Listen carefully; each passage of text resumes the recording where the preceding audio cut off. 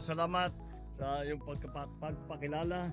Ang ating kalihim ng Department of Agrarian Reform, Secretary at birthday boy ngayong araw, Secretary Conrad Estrella. Magsiupo po tayo. Andito po ang ibang membro ng ating kabinete na sila ay aming sinama upang tumulong dito sa ating ginagawang programa na matapos na at maibigay na lahat ng CLOA para sa lahat ng nag-aantay ng katagal-tagal at mabigyan na rin ng condonation para hindi na kailangan po alalahanin ang utang ninyo. At sa pagtanggap ninyo ng condonation, wala na po kayong utang. Kaya mas maginhawa na ang maging pag-iisip ninyo. Andito rin po sa isang ating kasama sa Senado, Senator Francis Tolentino, na siya rin naging malaking bahagi dito sa ating gawa programa. Ang ating mga member ng House of Representatives na mabuti at nakarating dahil alam kong busy sila sa budget hearing at araw-araw nating pinapanood ang mga magagandang pangyayari doon sa budget hearing na para matapos ang ating pagsulat ng budget. Nandito po sila, ang members of the House of Representatives. Kagaya po ng sabi ni Secretary Conrad, sinamahan po ako ng mga anak ko dahil sabi nila birthday mo. Samahan ka naman namin para makita namin kung ano yung ginagawa mo pagka wala ka sa bahay. Kaya sinama ko ang aking anak. Tumayo kayo. Ito yung bunso ko po, si Vincent. At yung pangalawa ko po, si Simon. Yan po ang, ayan, nung papunta po kami rito, pinapaliwanag ko sa kanila kung ano itong ginagawa natin dito ngayon. Ngayon, alam nyo na, para pagka pinag-usapan ang mga agrarian reform beneficiary, nalalaman nyo na. At maintindihan ninyo, yan ang pinanggalingan. Yung aking ama at saka yung lolo ni Conrad Estrella, si Lolo Condring at saka yung aking ama, pinipirmahan nila yung agrarian reform.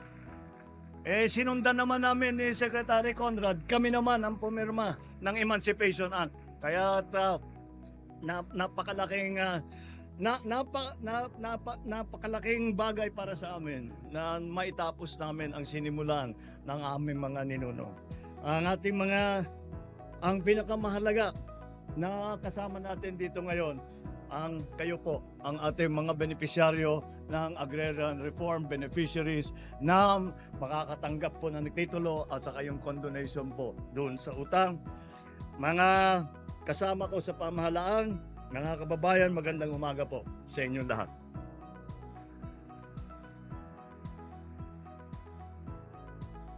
Masaya po ako na makasama kayo sa araw na ito upang ipagkaloob ang Certificates of Condonation and Release of Mortgages o yung tinatawag namin COCROM at Certificate of Land Ownership Award o CLOA sa mga benepisyaryo ng reformang pangsakahan.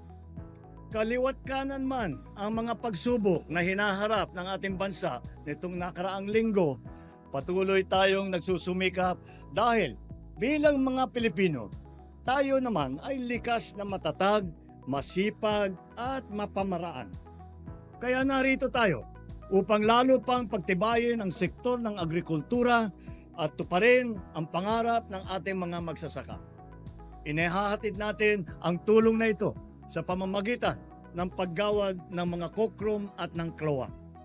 Bahagi ito ng ating pagpapatupad ng New Agrarian Emancipation Act na naglalayong pag-aanin ang inyong buhay at maibsan ang inyong paghihirap dahil sa amortisasyon, sa interes at iba pang mga surcharges na halos naging kakambal na ng lupang sakahan sa loob ng maraming taon.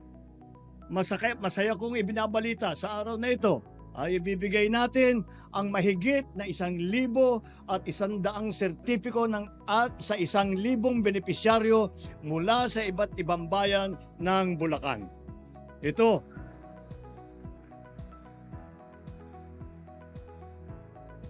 Ito ay katumbas ng higit 270 milyong piso na halaga ng utang ng mga magsasaka ng ating mga ating napawalang bisa na. Nangangahulugan na ang benepisyaryo ng programang ito ay lalaya mula sa pagkakautang ng lupaing inyong pinangangalagaan. Higit po yan, halos 300 benepisyaryo din mula sa Nasugbo, Batangas ang makakatanggap ng kani-kanilang CLOA ngayong araw.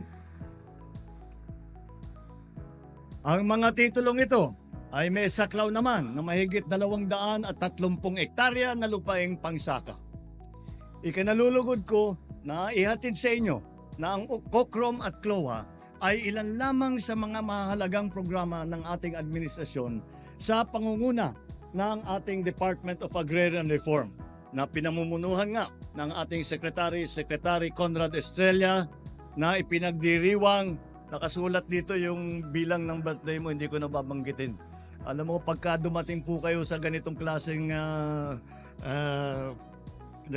dito sa istasyon ng buhay namin, hindi na po pinag-uusapan yung edad. Congratulations na lang at saka happy birthday.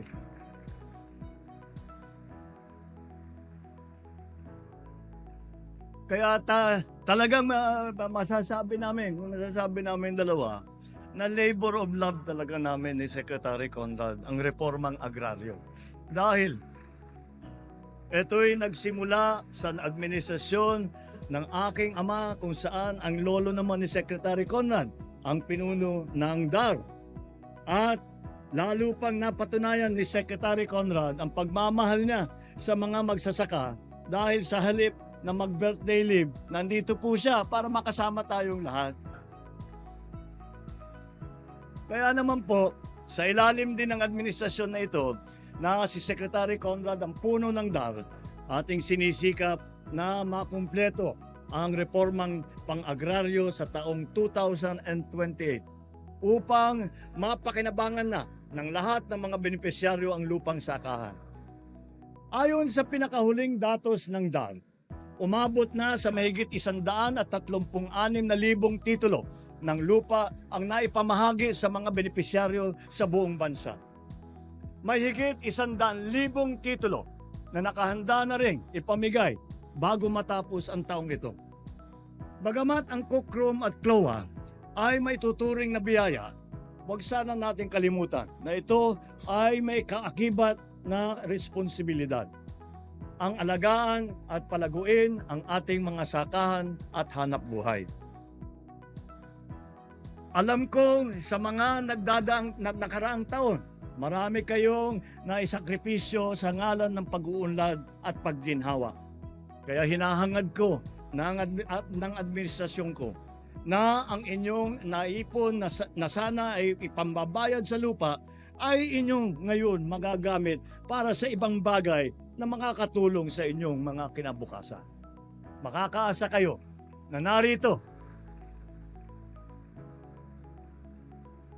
Makakaasa po kayo na nandito ang buong pamahalaan upang umagapay sa inyo at tumugon sa mga pangangailangan ng sambayanan. Magsilbing nawang hudyat ang araw na ito para sa inyong unang hakbang tungo sa kasaganahan. Sabay-sabay tayong maglalakbay tungo sa inaasam nating mas mapayapa, mas masaganang bagong Pilipinas. Muli, ibabatiin po natin maligayang kaarawan Secretary Conrad Estrella. Ang katotohanan po nito, kaya po siya nandito, ay sinusubukan niya baka makalimutan natin yung birthday niya para hindi na counted. Sorry na lang, nandyan sa namin, na alam namin lahat yung birthday mo kaya hindi ka nakakaligtas. Ako nga, matagal ko nang gustong hindi, kahit presidente pala, hindi ma-exempt sa birthday. So kahit anong gawin natin, talagang pumapatak talaga yung bilang ng ating mga edad. Ngunit tunay na nakakatuwa na maging sa iyong pagdiriwang dito ay handang tumulong, maglingkod at umagapay sa bawat Pilipino ang inyong pamahalaan. Maraming salamat po sa inyong lahat. Mabuhay po kayong lahat. Mabuhay ang mga benepisyaryo ng Agrarian Reform Magandang umaga po sa inyong lahat.